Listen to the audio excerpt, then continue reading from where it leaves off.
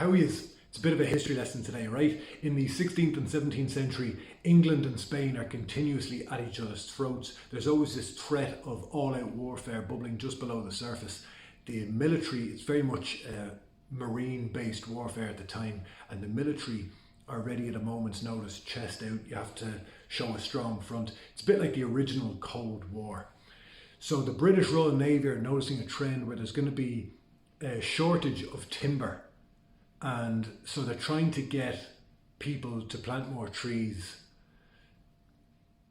Farmers and landowners, but farmers especially, have no interest in trees because they're light robbing, soil occupying elements and there's no real monetary return. You also have to remember that it would take about 3,000, 33 and a third, 3,000 100-year-old oaks to build one ship.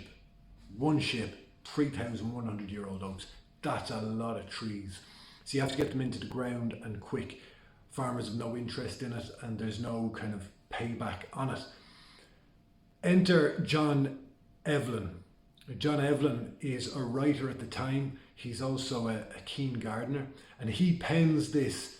It's like an open letter or a pamphlet. You can still see it online today, called Sylva, where he, it's only a short thing, but in it he's calling on people's patriotism, on their nationalism, to plant trees for the good of the country, to fight off the bad guy.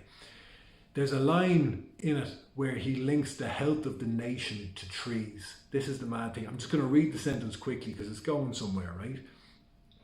There is nothing which seems more fatally to threaten a weakening, famous, flourishing nation than the sensible and notorious decay of her wooden walls. Isn't that a sentence?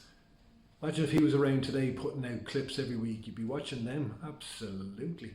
Now, a lot more trees were planted. People did get on board and said, we have to be ready. All-out warfare, the use or the need for all the trees never came to be. Also, the shift away from timber helped with that as well.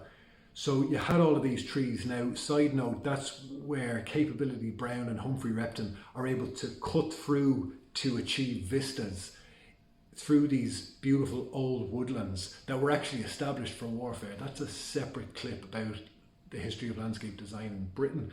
But where am I going with this?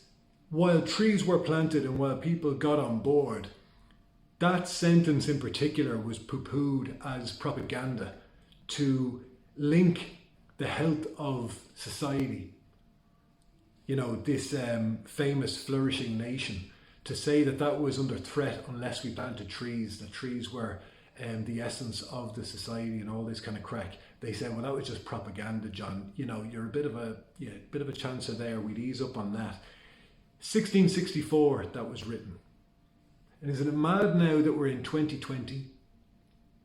And I don't know anybody who would argue against the benefit and the health of trees and the necessity for them and what they provide, and that they do actually contribute to the health of a society. So 2020, fair play, John, good man.